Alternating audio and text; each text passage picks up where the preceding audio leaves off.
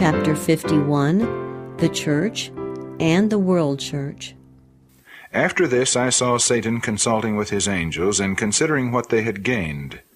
True, they had, through fear of death, kept some timid souls from embracing the truth, but many, even of the most timid, had received the truth, and thereupon their fears and timidity immediately left them.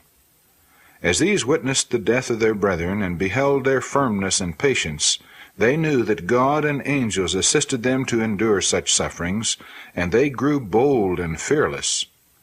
And when called to yield their own lives, they maintained their faith with such patience and firmness as caused even their murderers to tremble.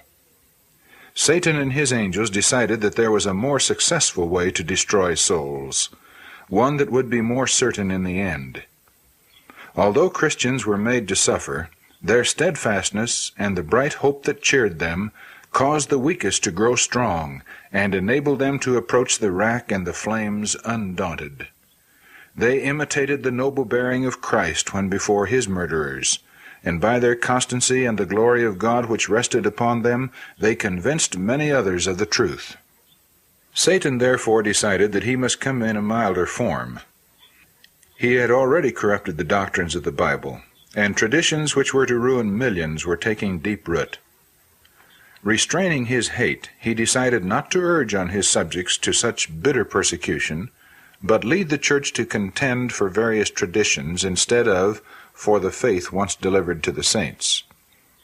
As he prevailed on the church to receive favors and honors from the world, under the pretense of receiving benefits, she began to lose favor with God.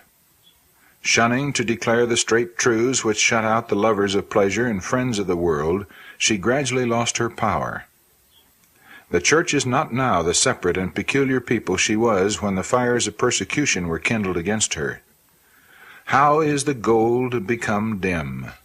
How is the most fine gold changed? I saw that if the church had always retained her peculiar, holy character, the power of the Holy Spirit which was imparted to the disciples would still be with her. The sick would be healed, devils would be rebuked and cast out, and she would be mighty and a terror to her enemies. I saw a very large company professing the name of Christ, but God did not recognize them as his. He had no pleasure in them.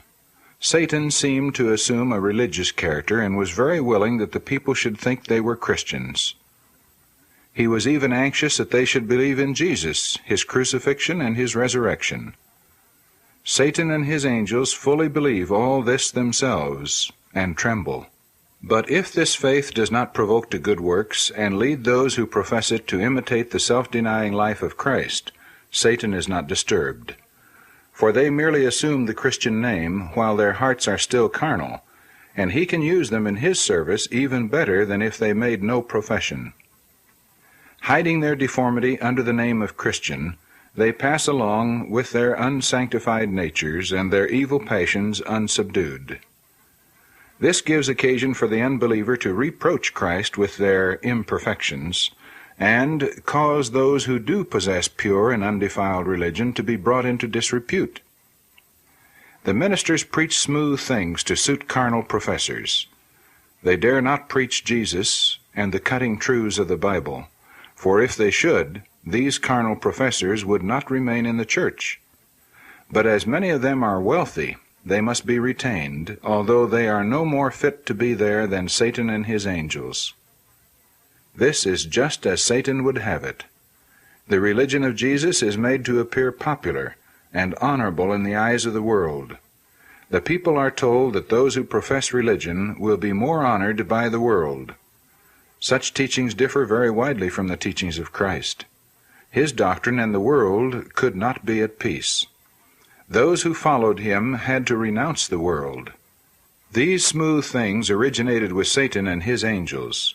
They formed the plan, and nominal professors carried it out. Pleasing fables were taught and readily received, and hypocrites and open sinners united with the church. If the truth had been preached in its purity, it would soon have shut out this class. But there was no difference between the professed followers of Christ and the world.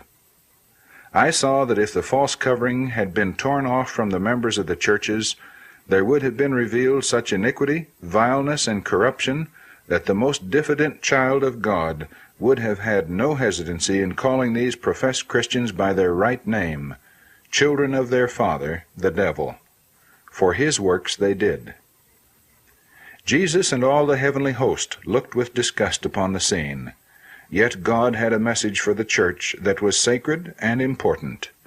If received, it would make a thorough reformation in the church, revive the living testimony that would purge out hypocrites and sinners, and bring the church again into favor with God.